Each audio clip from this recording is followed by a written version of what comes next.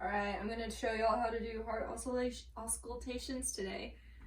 First, you want to put your stethoscope in your ears, see if the diaphragm's on, and then we're going to check for the pulmonary valve, and then the aortic valve, and then the tricuspid valve, and then the mitral valve. That's how you do it.